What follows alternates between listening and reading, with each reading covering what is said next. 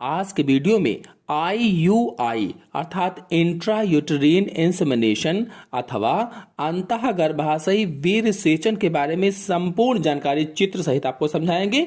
तो पूरी जानकारी के लिए मेरा पूरा वीडियो लास्ट तक देखिए और यदि अभी तक हमारे चैनल को सब्सक्राइब ना किया हो तो सब्सक्राइब जरूर कर लीजिए। चलिए सबसे पहले जानते हैं कि IUI क्या है। तो देखिए, किसी पुरुष में शुक्राणुओं की संख्या कम होने पर उसके शुक्राणुओं को सांद्रित करके कृत्रिम विधि से स्त्री या उसकी पत्नी के गर्भाशय में स्थापित करने की प्रक्रिया IUI कहलाती है। परिभाषा आपको समझ में आई? कोई पुरुष है, उसमें शुक्राणु की संख्या कम है, कम बनते हैं शुक्राणु, तो क्या करते हैं कि उसके शुक्राणुओं को निकाल करके सांद्रित कर लेते हैं और सांद्रित करने के बाद कृत्रिम विधि से स्त्री के गर्भाशय में स्थापित कर दिया जाता है। इसे ही IUI कहा जाता है। मतलब इस विधि का उपयोग तब किया जाता है जब पति के वीर्य में शुक्राणु कम होते हैं। जो पति होता है उसके वीर्य में शुक्राणु कम होते हैं, यानी जब हस्बैंड के सीमेन में स्पर्म कम होते हैं या फिर कम एक्टिव होते हैं, सक्रिय कम होते हैं। अब सक्रिय कम होंगे या कम बनेंगे तो निषेचन नहीं हो पाएगा, फर्टिलाइजेशन नहीं हो पाएगा और निषेचन ना हो पाने के कारण बच्चा नहीं बनेगा या बच्चा पैदा नहीं होगा।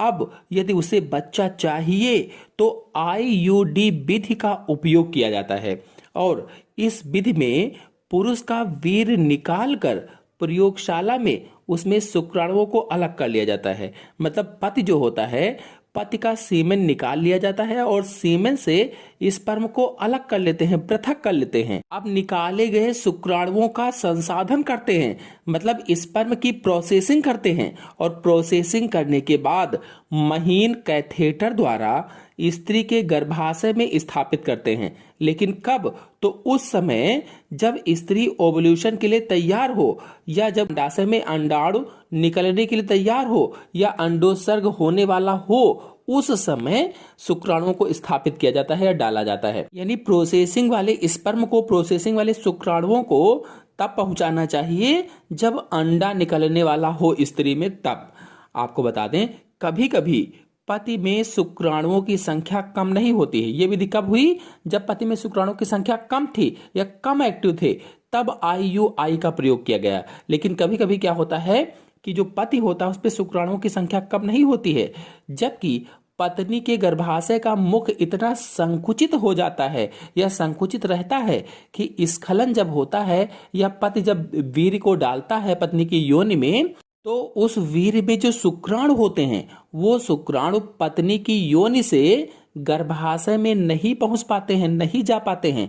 क्यों? क्योंकि गर्भाशय का मुख इतना संकुचित था। इस स्थिति में भी प्रयोगशाला में संसाधित शुक्राणुओं को कैथेटर द्वारा ही पत्नी के गर्भाशय में पहुंचाया जाता है। क्योंकि वहां पहुंच ही नहीं पा रहे हैं तो भी शुक्राणुओं को कैथेटर के द्वारा ही पत्नी के गर्भाशय में पहुंचा करके उसको गर्भवती किया जाता है या बच्चे को पैदा किया जाता है।